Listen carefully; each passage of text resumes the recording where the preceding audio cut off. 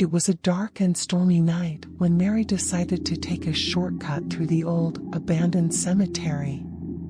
She had heard rumors that the place was haunted, but she didn't believe in ghosts.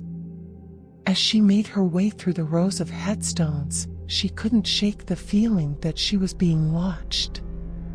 She tried to reassure herself that it was just her imagination, but the feeling only grew stronger. Suddenly, a bolt of lightning lit up the sky and Mary caught a glimpse of a figure standing at the edge of the cemetery. She froze in fear as the figure began to make its way towards her. It was a ghost with long, tangled hair and a white, flowing dress. Mary turned to run, but her feet were rooted to the ground. She was frozen in place, unable to move as the ghost approached. It reached out towards her with icy fingers and whispered her name. "Mary, Mary," it hissed. "Why did you come here? You shouldn't have disturbed the dead." Mary tried to scream, but no sound escaped her lips. She was trapped, unable to move or speak as the ghost drew closer and closer. She could feel its cold breath on her face and see the malevolent gleam in its eyes. Just when she thought she was doomed, a hand reached out and grabbed her by the arm.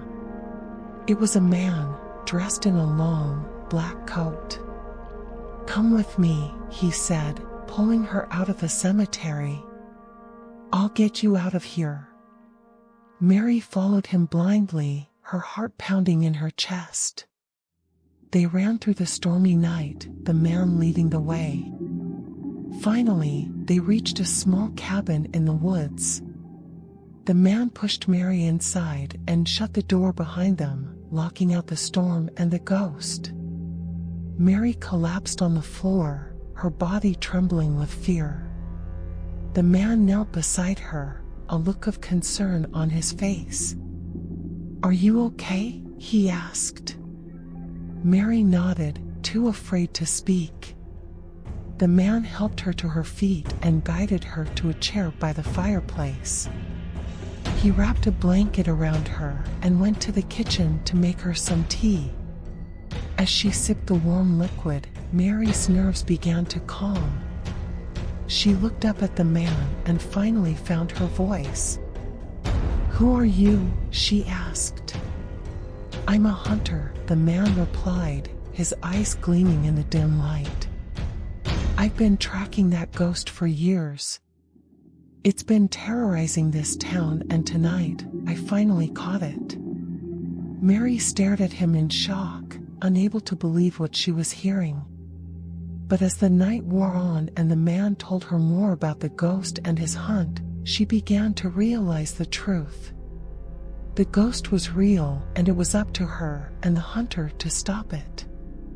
Together, they formulated a plan to lay the ghost to rest once and for all. The next night, they returned to the cemetery armed with holy water and crosses. The ghost appeared, as they knew it would, and a fierce battle ensued. Mary and the hunter fought bravely, but just when it seemed like they were winning, the ghost unleashed its full power. The ground shook and the sky turned red as the ghost let out a blood-curdling scream. Mary and the hunter were thrown to the ground, their weapons useless against the ghost's supernatural strength. But they refused to give up. The hunter pulled out a silver knife, the only weapon that had any effect on the ghost. He handed it to Mary, and together, they launched a final attack. The ghost held in rage as the silver knife pierced its heart. It thrashed and writhed, trying to escape, but Mary and the hunter held on tight. Mary could feel the ghost's cold, ethereal body struggling against the blade, and she knew they had to hold on. The hunter shouted encouragement, his grip on the knife steady and sure. Mary could see the determination in his eyes, and she knew that he was just as determined to defeat the ghost as she was. They fought for what seemed like an eternity, the ghost writhing and screaming as it tried to break free. But Mary and the hunter held fast, their resolve unshakable. Finally, with a final burst of energy, the ghost dissipated into thin air.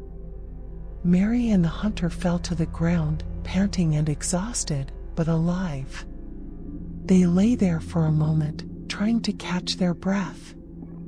"Is it really gone?" Mary whispered.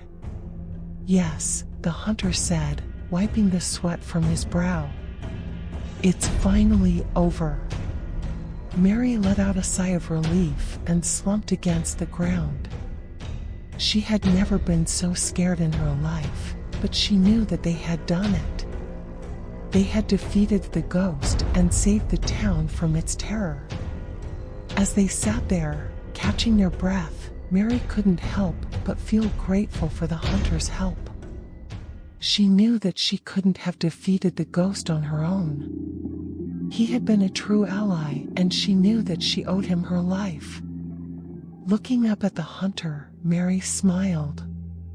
"Thank you," she said. "I don't know what I would have done without you." The hunter returned her smile. "No need to thank me," he said. "I was just doing my job." But Mary knew that it was more than just a job to him.